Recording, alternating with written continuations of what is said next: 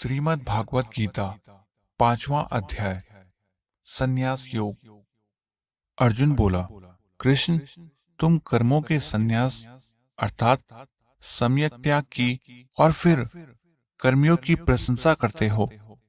इन दोनों में जो कल्याणकारक है उस एक को मेरे लिए निश्चित रूप से बताओ। श्री भगवान बोले, कर्म संन्यास और कर्मयोग दोनों ही कल्याणकारक अर्थात मुक्ति देने वाले हैं, परंतु उन दोनों में कर्म संन्यास की अपेक्षा कर्मयोग श्रेष्ठ है। जो न तो किसी से द्वेष करता है और न किसी की आकांक्षा ही करता है, वह कर्मयोगी सदा सन्यासी ही समझा जाना चाहिए, क्योंकि हे महाबाहो, राग द्वेषादि द्वंद्वों से रहित व्यक्ति सुखपूर्वक कर्म बंधन से मुक्त हो जाता है। बालक अर्थात अज्ञानी लोग ही सांख्य अर्थात कर्म संन्यास और योग अर्थात कर्मयोग को भिन्न अर्थात अलग अलग फल वाले कहते हैं। पंडितगण ऐसा नहीं कहते, क्योंकि इनमें से एक में भी उत्तम रूप से स्थित पुरुष दोनों के फल को प्राप्त कर लेता है। सांख्य योगियों अर्थात ज्ञान योगियों द्वारा जो मोक्ष नामक पद प्राप्त किया जाता है, कर्म योगियों द्वारा भी वही प्राप्त किया जाता है। इसलिए जो सांख्य अर्थात ज्ञान योग और कर्मयोग को फल की दृष्टि से एक देखता है, वही यथार्थ देखता है। परंतु हे महाबाहो, कर्मयोग के बिना कर्म संन्यास प्राप्त होना दुष्कर है। कर्मयोग से युक्त हुआ मुनि शीघ्र ही ब्रह्म को प्राप्त हो जाता है।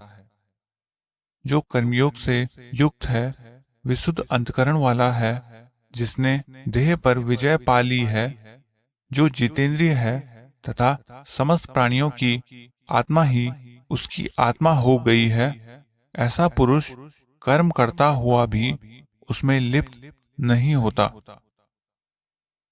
आत्म तत्व को जानने वाला योगी तो देखता, सुनता, छूता, सूंघता, खाता, चलता, सोता, श्वास लेता, बोलता, त्याग करता, ग्रहण करता तथा आंखों को खोलता और मूंदता हुआ भी इंद्रियां ही इंद्रिय विषयों में बरत रही है, इस प्रकार समझकर ऐसा माने कि मैं कुछ भी नहीं करता हूं। जो समस्त कर्मों को ब्रह्म में अर्पण करके और आसक्ति को त्याग कर कर्म करता है, वह जल से कमलपत्र की भांति पाप से लिप्त नहीं होता। कर्म योगीगण आसक्ति को त्याग कर केवल अर्थात ममत्व बुद्धि शून्य शरीर, मन, बुद्धि और इंद्रियों द्वारा भी अंतःकरण की शुद्धि के लिए कर्म करते हैं। युक्त अर्थात कर्मयोगी कर्मों के फल को त्याग कर नौष्टिकी शांति अर्थात ज्ञान निष्ठा जनित परम शांति को प्राप्त होता है। परंतु आयुक्त अर्थात सकाम व्यक्ति कामना की प्रेरणा से कर्मफल में आसक्त होकर बंध जाता है। वशीदेही अर्थात संयचित मनुष्य सभी कर्मों को मन से त्याग कर न कुछ करता हुआ और न करवाता हुआ ही 9 द्वारों से युक्त शरीर रूप पुर में सुखपूर्वक स्थित रहता है। परमेश्वर मनुष्य के न तो कर्तव्य को, न कर्मों को और न कर्मफल के साथ संयोग को ही रचता है, किंतु मनुष्य का स्वभाव ही बरतता है अर्थात सब कुछ करता है। सर्वव्यापी परमात्मा न किसी के पाप को और न पुण्य को ही ग्रहण करता है, किंतु अज्ञान से जीवों का विवेक ज्ञान ढका हुआ है। इसी से जीव मोह को प्राप्त हो रहे हैं, किंतु जिनका यह अज्ञान विवेक ज्ञान के द्वारा नष्ट कर दिया गया है, उनका यह ज्ञान सूर्य की तरह उस पर तत्व को प्रकाशित कर देता है। जो तद्बुद्धि हैं, अर्थात जिनकी बुद्धि उस परम तत्व में एक रूप हो गई है, जो तदात्मा है, अर्थात वह परमात्मा ही जिनकी आत्मा हो गई है, जो तनिष्ठ हैं, अर्थात उस परमात्मा में ही जो एक ही भाव से स्थित हैं, और जो तत्वपरायण है, अर्थात वह परमात्मा ही जिनका परम आश्रय है, ऐसे व्यक्ति ज्ञान के द्वारा पाप रहित होकर अपुनरावर्ती अर्थात मोक्ष को प्राप्त हो जाते हैं। पंडित अर्थात आत्मज्ञानी पुरुष विद्या और विनय से युक्त ब्राह्मण में तथा गौ में, हाथी में, कुत्ते में और चांडाल में भी समदर्शी होते हैं, अर्थात एक आत्म तत्व को ही अंशयुत देखते हैं। जिनका मन उस समत्व भाव में स्थित है, उनके द्वारा इस जीवित अवस्था में ही संसार जीत लिया गया है। चूंकि परब्रह्म सभी दोषों से रहित और सब में समान है, इसलिए वे समदर्शी पुरुष ब्रह्म में ही अवस्थित हैं। जो प्रिय वस्तु को पाकर हर्षित ना हो और ना अप्रिय वस्तु को पाकर उद्विग्न ही हो, वह स्थिर बुद्धि मोह रहित ब्रह्म को जानने वाला पुरुष ब्रह्म में ही अवस्थित है। जिसका अंतःकरण बाहरी विषयों में आसक्ति से रहित है, ऐसा व्यक्ति आत्मा में जो सुख है उसको प्राप्त होता है। वह ब्रह्मयोग में समाहित चित्त व्यक्ति अक्षय सुख को प्राप्त होता है।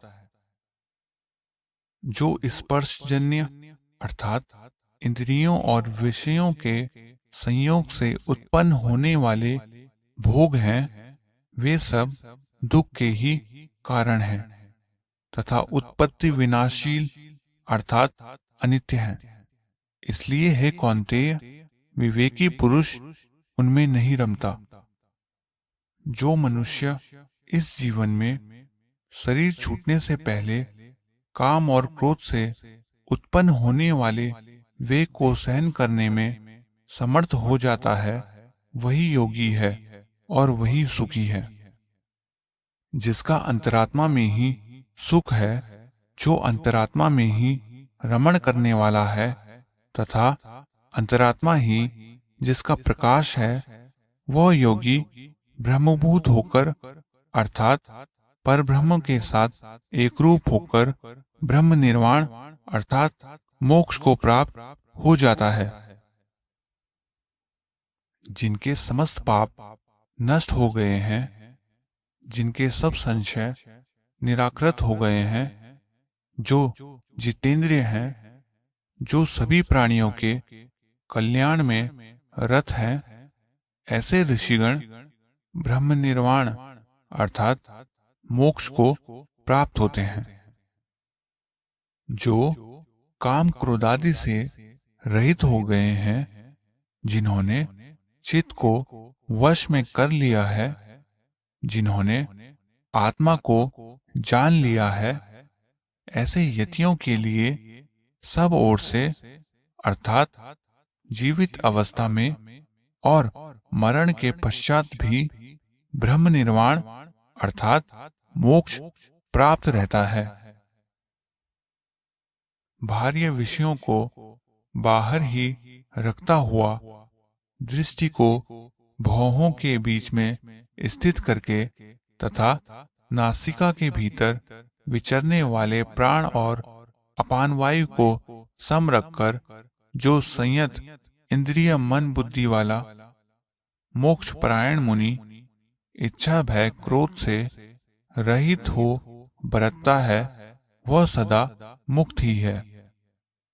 मुझको समस्त यज्ञों और तपों का भोक्ता, समस्त लोकों का महान ईश्वर तथा समस्त प्राणियों का सुहृद जानकर मनुष्य शांति को प्राप्त होता है।